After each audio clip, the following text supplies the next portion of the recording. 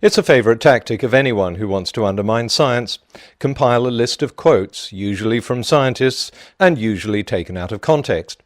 Monckton does this, of course, but he also goes a step further. If he doesn't think the quote is convincing enough, he'll simply change it. One of the ClimateGate conspirators here, talking privately, says there has been no global warming for a decade. We cannot explain why. It is a travesty that we can't. The first thing to be suspicious of, if someone throws a quote at you, is the lack of a source.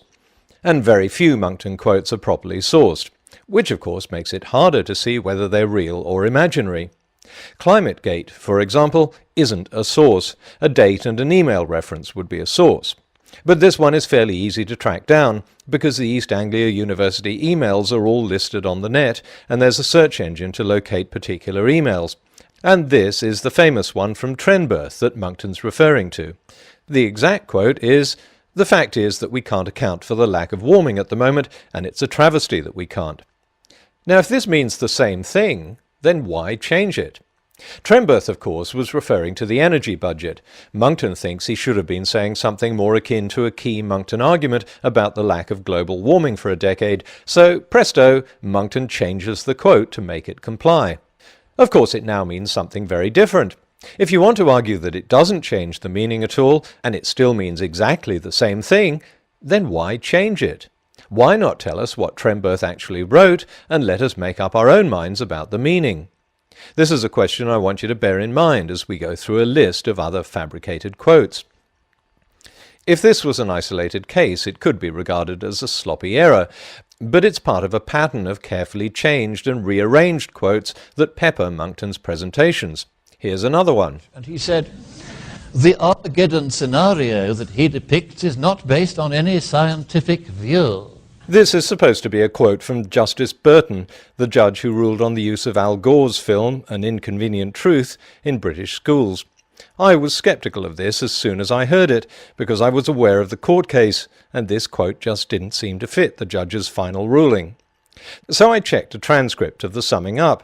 No surprise, Monckton had changed it. This is what the judge actually said. "It is common ground that if indeed Greenland melted, it would release this amount of water, but only after and over millennia, so that the Armageddon scenario he predicts, insofar as it suggests that sea level rises of 7 meters might occur in the immediate future, is not in line with the scientific consensus." It's interesting to see what Monckton doesn't like in a quote. Monckton always questions whether there's a consensus on climate change, so he changes "not in line with the scientific consensus" to "not based on any scientific view." Now, in his speech and this slide, Monckton does preface this misquote by pointing out the judge was referring to Gore's claim of a 20-foot sea level rise. But that's not always the case. According to an interview with Climate Depot in 2009, Monckton said the judge was referring to Gore's entire movie, and this has inevitably been copied and pasted all over the internet. Now, I'm no fan of Al Gore's film. I've criticised it myself in an earlier video, and I agree with Monckton that it shouldn't be shown in schools. But I didn't need to misrepresent what the judge said in order to rebut Gore's film. I just needed to state the facts. An appalling admission which was compounded by an admission on the part of the lead author of the subchapter in question that he knew that figure was wrong but had left it in anyway because he knew that the Intergovernmental Panel on Climate Change wanted to influence governments and politicians. So in other words, once again, an admission they were going to lie. Monckton is referring to Dr. Murari Lal, who wrote the report on Himalayan glaciers for the IPCC. The now famous catalogue of errors began when New Scientist interviewed Syed Hasnain, lead author of a 4-year study by the International Commission on Snow and Ice. According to New Scientist, Hasnain's 4-year study indicates that all the glaciers in the central and eastern Himalayas could disappear by 2035 at their present rate of decline. New Scientist is now calling it a speculative comment, but it wasn't reported as a speculative comment, it was reported as the conclusion of a 4-year study. The Worldwide Fund for Nature picked it up, and Lal, incredible as it may sound, got his information from the WWF. In the Mail on Sunday story, David Rose quoted Lal as saying, "We knew the WWF report with the 2035 date was grey literature, which means material not published in a peer-reviewed journal. But it was never picked up by any of the authors in our working group, nor by any of the more than 500 external reviewers, by the governments to which it was sent, or by the final IPCC review editors. Monckton turned Lal's statement that he knew the 2035 figure wasn't peer-reviewed into an admission by Lal that he knew the figure was wrong. But not even the Mail suggested any such thing. Rose had to set the record straight later by saying he didn't accuse Lal of knowingly publishing false information. This is Monckton's pure invention. Now, the first chairman of this Intergovernmental Panel on Climate Change was Sir John Horton. And he said, unless we announce disasters, no one will listen. There, from the chairman of the organisation which is supposed to be giving us unprejudiced science on climate change, is a statement that unless we announce disasters, no one will listen. A statement that we are going to reserve the right to ourselves to exaggerate the science so that we can make people listen to us. Sir John Houghton, whom you see there, the first chairman of the science panel of the IPCC, said, unless we announce disasters, no one will listen. Monckton's most famous quote has an even more interesting history. He cites a book that Houghton wrote on the subject without saying what it was. But the thing about citing a source is that you actually have to have read the source yourself. For example, I don't have a copy of Houghton's book, so I can't claim the quote isn't in there. But I can cite a story in Britain's independent newspaper saying that the Houghton quote was made up. It traced the quote back to a November 2006 column by Piers Ackerman, writing in Australia's Daily Telegraph, and here it is. Ackerman does give the title of the book, Global Warming, The Complete Briefing, published in 1994. But it's obvious he never read it, and it's obvious Monckton never read it either, because the Independent checked the book and couldn't find the quote anywhere.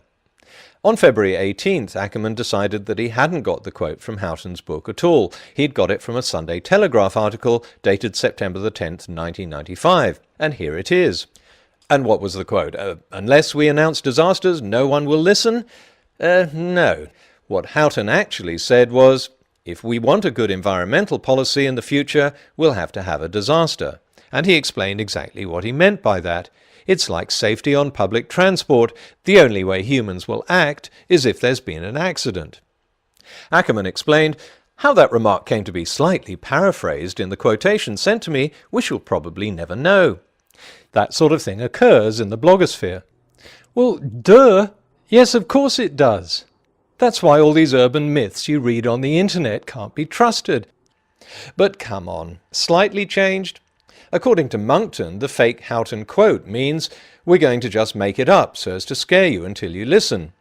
So if this means the same thing as this, and this means the same thing as this, then quotes aren't really quotes at all. They're just interpretations of what you think someone should have said, and can be changed over and over again. After the Independent story was published, those who had been using the Fabricated quote began backtracking, but of course not apologising or accepting responsibility for their sloppy research. My favourite excuse came from Christopher Booker, another UK Telegraph contributor, who said that he was misled by the internet into assuming the quote was genuine. Yes, damn that internet for confusing me and not letting me check a source properly. But at least Booker agreed to take the fake quote out of his book in the next edition. Monckton simply kept on using it and didn't change a word. Said, unless we announce disasters, no one will listen. Or words to that effect.